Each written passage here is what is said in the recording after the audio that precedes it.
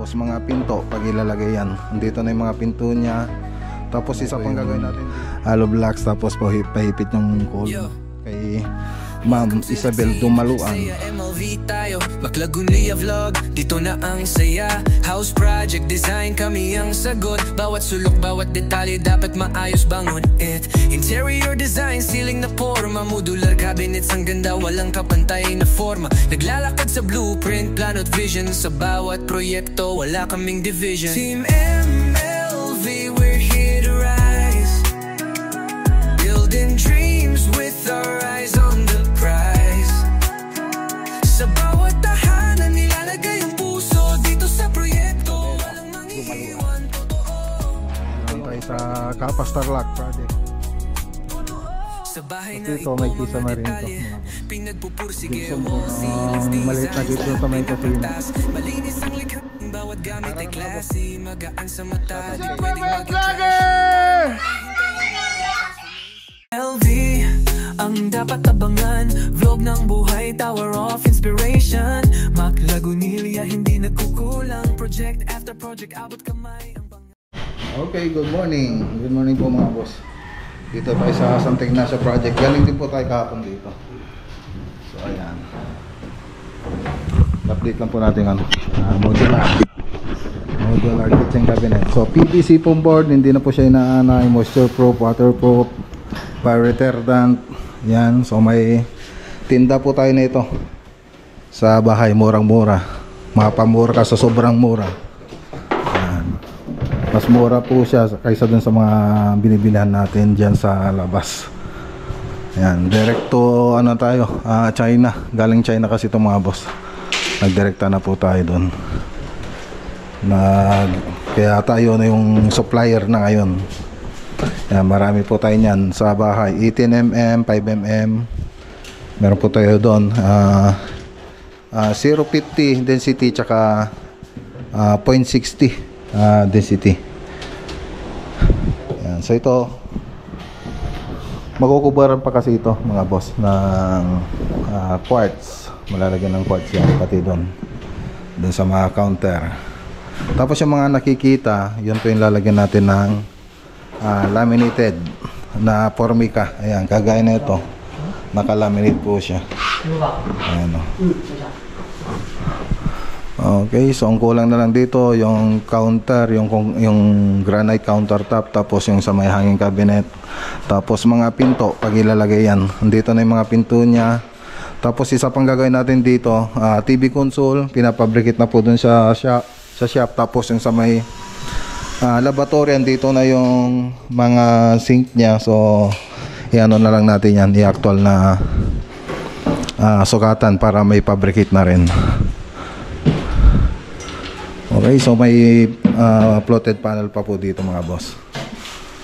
Yan. So yung formica niya na accent, katulad po rin ito sa may ceiling natin. Ganun din po yung ano niya. So pinormica rin po natin to. Tapos ito, ayan, hindi na sana nalalagyan ng formica to, kaya lang nalagyan na kasi nakaipit na rito. So yung mga lalagyan na lang sana dito sa may baba, nalagyan na nila. So ayan, ituloy na natin. So ayan po yung mga update dito sa Santa Ignacia project. Tapos yung mga ilaw dito sa labas, kinakabit na po yung binili natin dun sa Tarlac, tsaka dito sa may Marine Arcade sa Dao. Ayan, katulad nito, tsaka yan. Ayan, nakabit na. Maganda na yan pag napailaw.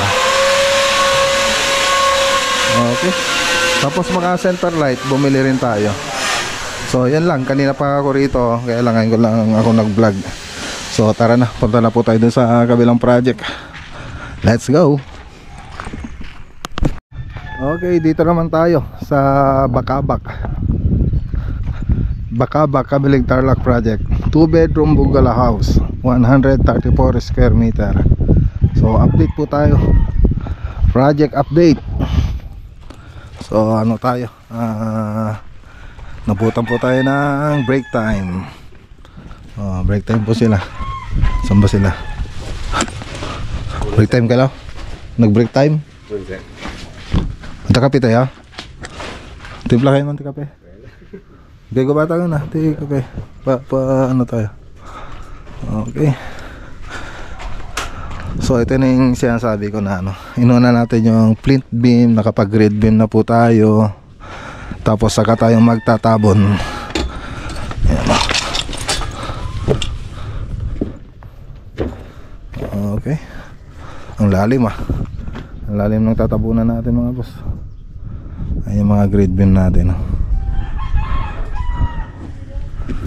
Tapos ipit na lang po yung hollow blocks. Ay, yung column natin, paipit na lang yung column. So mauna po yung hollow blocks, tapos paipit yung column. Ayan.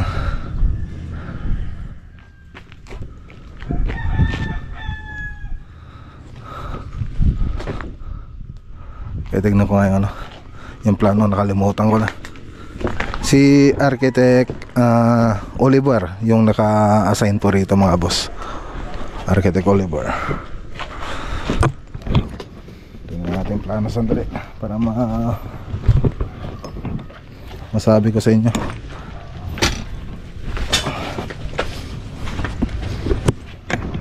So yung floor plan. Ba yan? Ba yan? Ayun.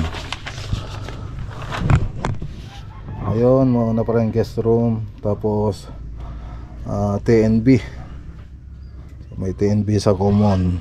Tsaka dun sa master bedroom. Tapos living area, dining area. Tapos kitchen. Tapos lanay. Tapos dirty kitchen. Tapos laundry.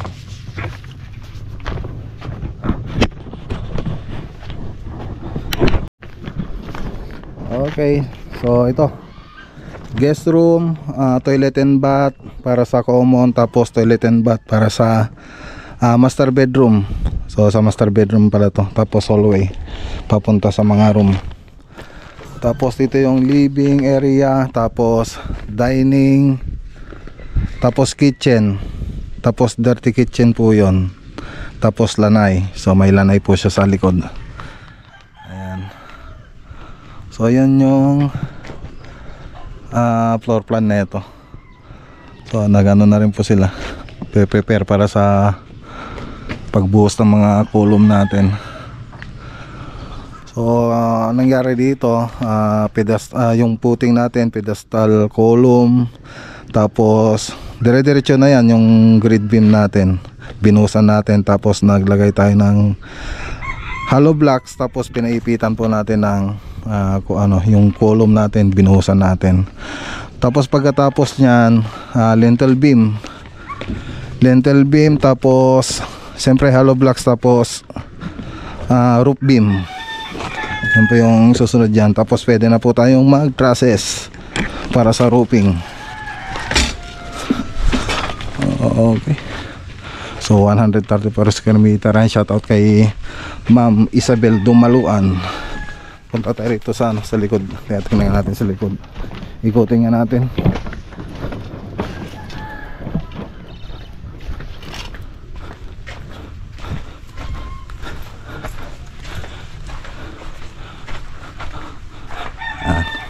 Bumibili sila. Isang linggo lang ako hindi nakapunta. Marami na rin silang nagawa. Pero si Architect Oliver, ano siya rito, pupunta rin na masyal. Ano, ganda. Ang luwang niya 134 square meter. Tapos dalawa lang yung bedroom. Ang luwang niya. Tapos yung septic tank natin, so ito na yung septic tank natin. Lalim din.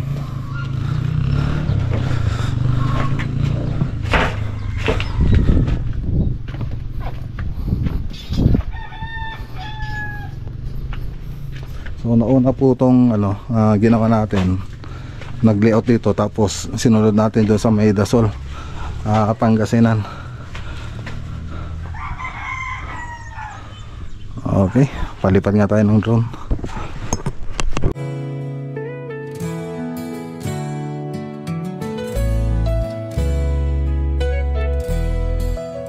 Saan mang sulok kami nagbubuo, Time MLV sa pagunlad ay totoo.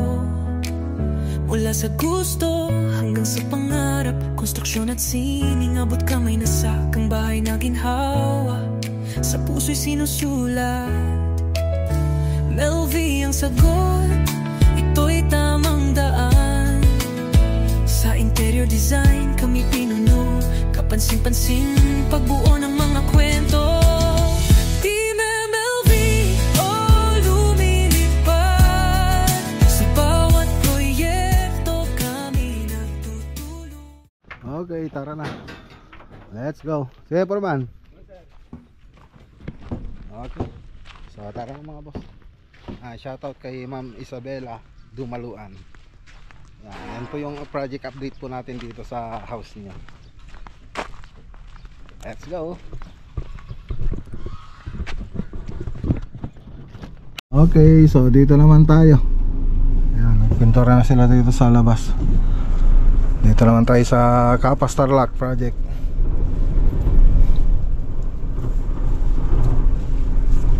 Okay.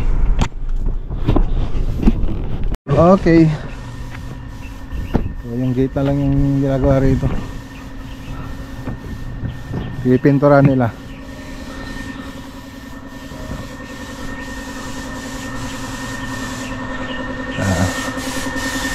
Bulkasil sila doon sa taas. Tapos dito, yung railings dito, so inintay na lang po natin yung signal ni Mark, pero ano na natin yan, nag down na po tayo dyan sa railings, stainless. Tapos dito pipintura na po tayo. Tapos naman dito, ayun, pinintura na rin po natin. So punta tayo rito sa loob. Okay. Ano pa ikurang ito? Yung pa yung madipa yung na kompleto? I suppose dati G-tiles. Okay yan. Okay. Tapos yung wood plank sa Webes. Tapos bukas naman si Sir Romel doon sa may baluster na ito. Tapos dilagay na rin yung ano, yung contact ni Sir yung naglagay na ito. Itong granite. So na siya na po nag-asikaso dyan. Granite. Tapos yung concrete, ayan. Concrete counter. Yan lang po yung inayos natin ngayon. Tapos kompleto naman na yung tiles dito. Ditong banda. Ayan. Okay, tapos retouching, retouch tayo. Tapos dito yung gate na lang to. Gate. Okay. Baka mayroon pa tayo dyan pare na pwedeng ilagay dito. Yung PVC baka pwede dyan. Kaya ay kaya lang yung ano no, yung wall angle nya no. Tingin na lang ako doon sa bahay nung ilalagay natin dyan. Wood grain din no.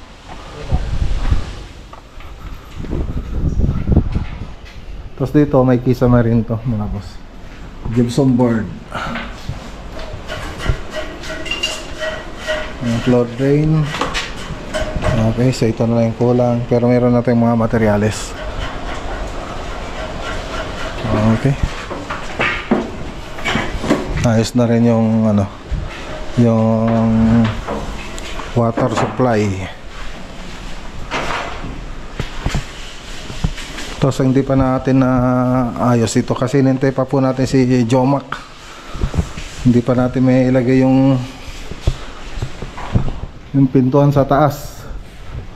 So yun po yung isang ayusin natin dito. Dapat matakpan na muna itong ano, masarado yung mga pintuan para may lipat yung mga gamit dito. Tapos ito yung inayos nila yung nakaraan. Mas okay naman na siya. Okay.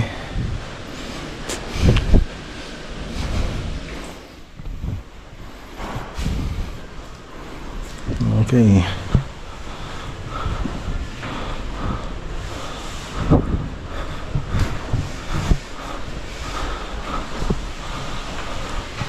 So dito, mayroon nang nakausap si sir dito.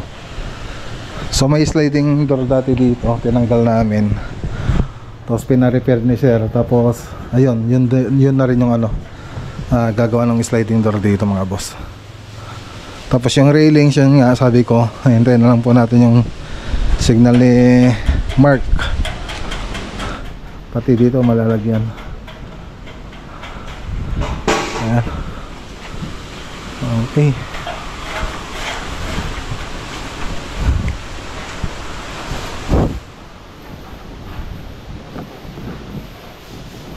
Mga pintuan niya. Okay na rin dito.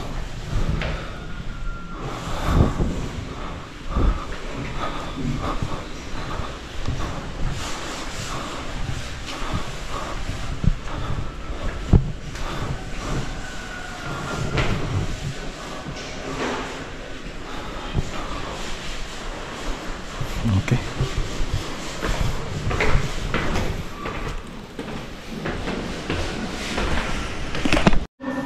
Dito ang ginagawa na lang natin dito, retouching sa mga wall.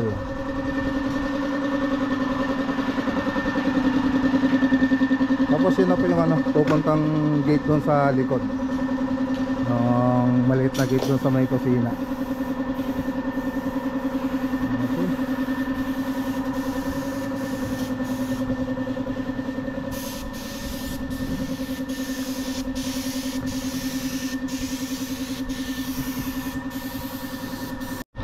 Okay, so tara na. Blurred pa yata. Blurred. Yan, tara na mga boss. Shoutout kay Sir Mark Gamboa. Let's go. Okay, dito na tayo. Mag-alas 6 na.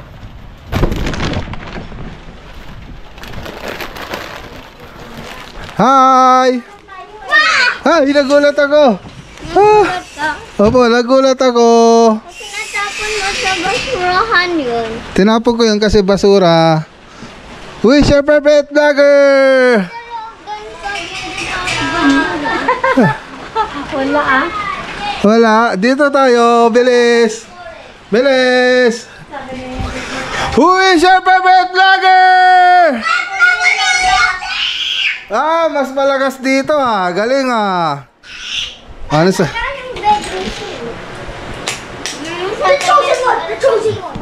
Wow, ano sasabihin nyo sa vlog? Bilis!